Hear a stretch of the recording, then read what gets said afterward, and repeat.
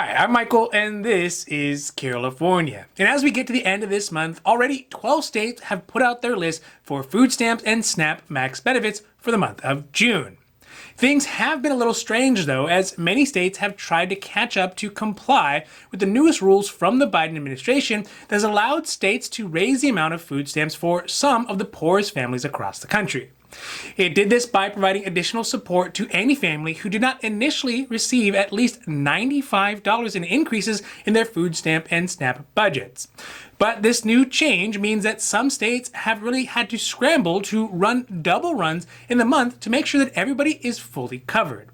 Additionally, at the end of last week, there were some updates on states who started to add supplemental benefits to their P-EBT programs, including up to $1,200 per child in food benefits.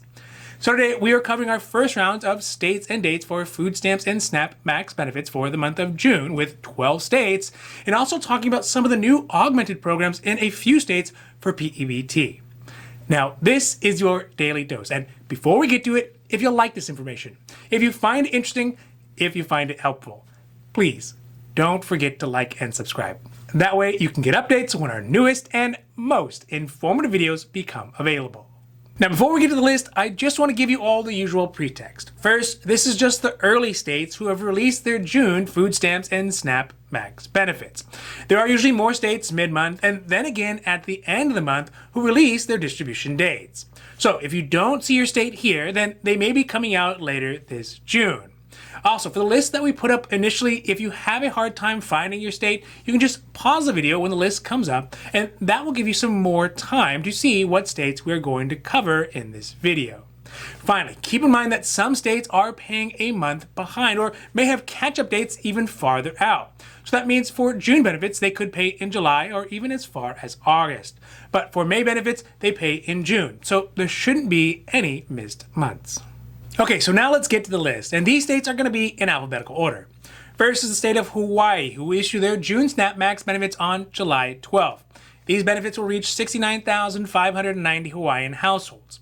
Next is Iowa, and they will issue their SNAP max benefits from June 1st through June 10th, and this will help out 139,304 households in Iowa. Kansas is the next state, and they will be issuing their June benefits starting July 15th through July 24th, and these benefits will go out to 63,000 households. In the state of Mississippi, that's MISSISSIPPI, they will issue their SNAP max benefits for June on the 2nd, and these benefits will reach 200,000 families in the state. In the state of Montana, they will use a two-phase approach to get both the new as well as the old amounts of SNAP max benefits to their residents. The first benefits will be based off the original calculations for SNAP max benefits, and the second will come a day later to make sure that all families get their full allotted amounts under the new rules. These distributions of benefits will start June 2nd and run through June 7th, and will be paid out based off the last digit of a person's case number. The benefits will reach 46,484 families statewide. For the state of New Jersey, they will pay out their SNAP max benefits starting June 1st through the 5th. These benefits will be meant for 430,000 households in the state. Next is Oregon, which will do SNAP max benefits on 3 dates, first starting on June 10th, then June 29th, and then finally a catch-up distribution on July 1st. These benefits will be meant to be sent out to 520,509 families.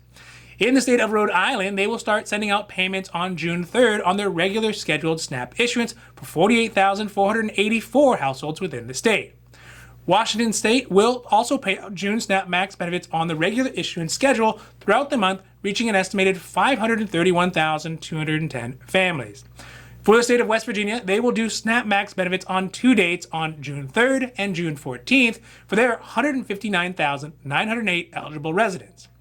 If you live in the state of Wisconsin, they will do their first SNAP max benefit distributions on June 12th, and then a catch-up later on August 7th for 405,680 eligible residents. Now, last but not least is Wyoming, who will do a run of SNAP max benefits from June 2nd through June 5th, and for new approvals on the day after they are approved, which will help out 15,971 families within the state. Okay, so with the list done, let's move to some of the updates that are coming out for a few new states who have planned to implement and improve their existing P-EBT benefits programs. First is the state of Texas, who announced that starting June 2nd, they will start to implement an enhanced form of the P-EBT program that includes funds from the federal government as well as $2.5 billion pitched in by the Texas state government. These new benefits could provide up to $1,200 in benefits per student to the nearly 3.7 million eligible low-income children within the state. Although the full amount may actually vary based on the number of days students are still receiving instruction via remote learning, for families who were eligible for SNAP benefits before 2021, the new amounts will automatically go out on P-EBT cards starting May 28th. For families who were not previously on SNAP benefits and have children who were born after August 2014, they will still need to apply for the benefits. Schools will start to notify eligible families starting June 2nd, and the application process will stay open until August 13th. Another state making improvements to their P-EBT program is North Carolina, who will now extend P-EBT benefits to children who are under the age of 6 years old. That is, if they reside in households who are already receiving SNAP and food stamp benefits. So overall, as some states are winding down their pandemic-era benefits, it is good to see that these states, who are also Republican states, it needs to be mentioned, are really trying to step up the help for their residents. Now, it's true that as the vaccine rates go up and as the economy gets going again, there will need to be changes in the way that benefits are distributed. But it is one of the most important things that states do is to not start reducing benefits too early. This, of course, is up to every state to figure out when is the right time. But my hat is off to Texas, who really stepped up big to bring benefits up to $1,200 per child in food stamp benefits. Perhaps the initiative, spearheaded by their governor, Greg Abbott, is just whispers of higher, possibly presidential aspirations.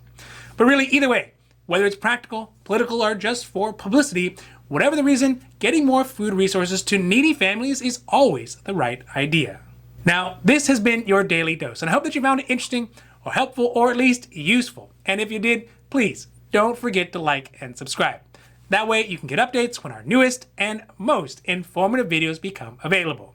So that's it for me, and for California, I'm Michael, wishing you a happy, healthy day.